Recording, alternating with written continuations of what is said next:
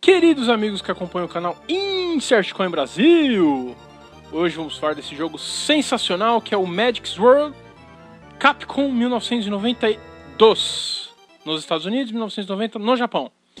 Como podemos ver aí, esse jogo tem nada mais nada menos que 50 níveis. Você sobe aí deste castelo gigantesco, começando a fase, obviamente, num vilarejo, né? As pessoas correndo, aquela coisa toda que é básica de RPG.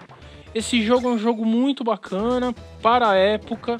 Quem vê hoje, poxa, 50 níveis, um bárbarozinho, aquele clichê, dando espadada em todo mundo. Acha que é uma coisa normal, mas realmente para a época foi muito bacana. Que era muito difícil você ter um jogo dessa qualidade, com armas diferentes. Aí a gente pode ver que ele sempre tem um companheiro, no caso aí uma amazona com uma besta, muito legal. Aí o primeiro chefinho, uma quimera, né, que é aquele bicho que tem cabeça de dragão junto com um leão, um monte de coisa junto. E só pra gente ter uma ideia aí da qualidade que é o jogo, os sprites dos inimigos são muito bons, o gráfico é muito legal, a variedade de inimigo é muito grande. Aí cada vez que ele passa de uma fase ganha uma espadinha nova.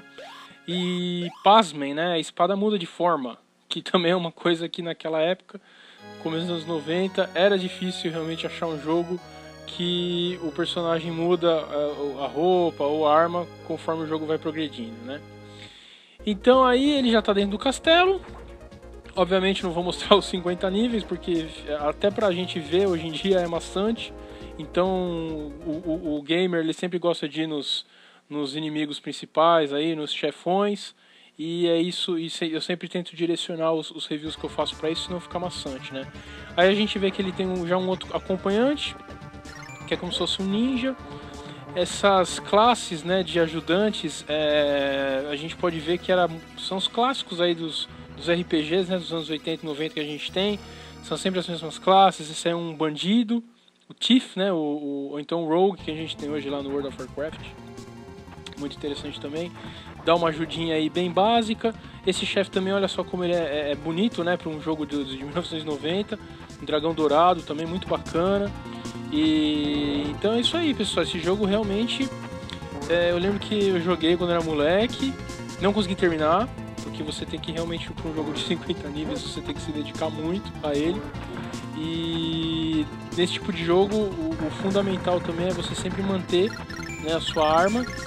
Vocês podem perceber que quando ele toma um impacto, ele perde a arma que está com upgrade. E realmente alguns chefes, se você não tem uma arma muito desenvolvida, ele se torna muito difícil de você enfrentar, não é mesmo? Então a gente tem outros chefes. Vocês podem ver que a apresentação dos chefes é sempre a mesma, né? Eles trocam ali uma ideia, vão lá pra cima e se transforma em alguma outra coisa. E isso é uma das coisas que é muito decepcionante daquela época, que por ser um jogo muito bonito, você vê que conforme eu comentei, os sprites eram bonitos, então às vezes não cabia, né, num cartucho. O cartucho tinha 16 MB, pô, 16 MB hoje é que eu sempre comento aqui, né, um joguinho de celular tem muito mais que 16 MB. Então o pessoal tinha que inventar e muitas vezes acabava se repetindo o chefe e até os inimigos, né. Aí a gente vê um outro acompanhante, é um mago, né, clássica também, dos jogos de RPG até hoje, né? Nós temos aí, eu sempre comento do World of Warcraft, que seria o RPG, o MMORPG, né? Mais famoso que a gente tem. E você tem lá essa classe também dos magos. E esse aí é o ajudante, que é o mais poderoso, que é como se fosse um gárgula, né?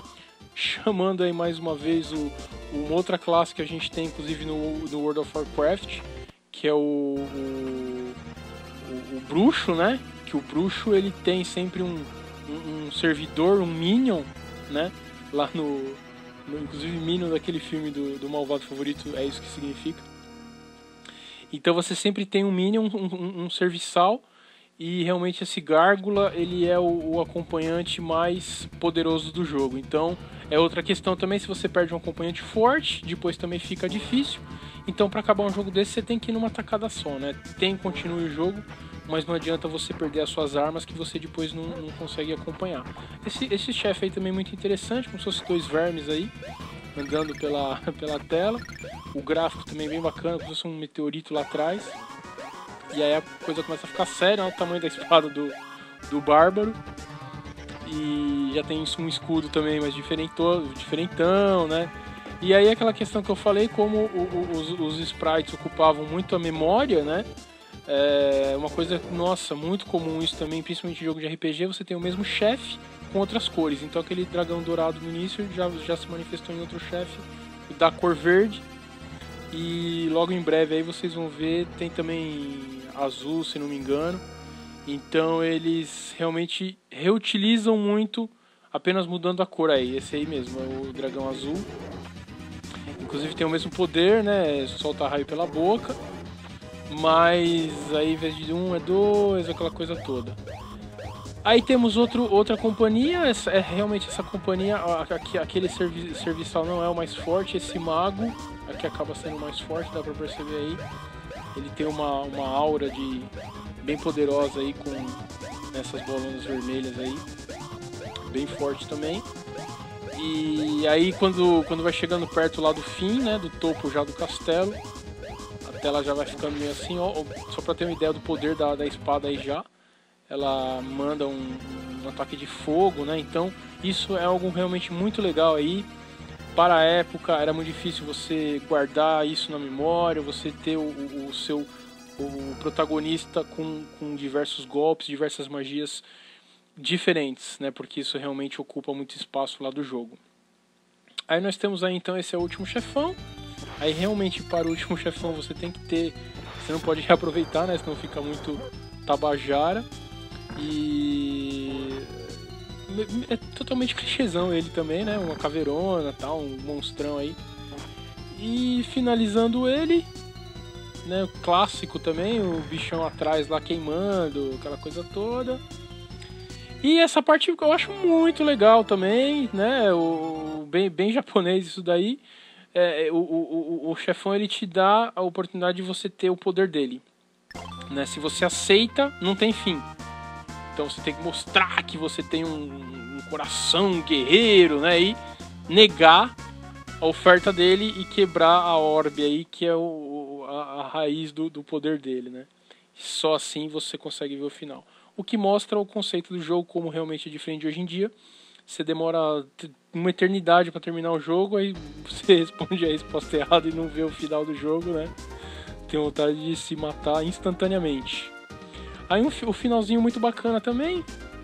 Eu gosto de colocar os finais, porque quem jogou aquela época sabe que também você ter um final elaborado era difícil, mesmo você se utilizando de imagens já existentes no jogo.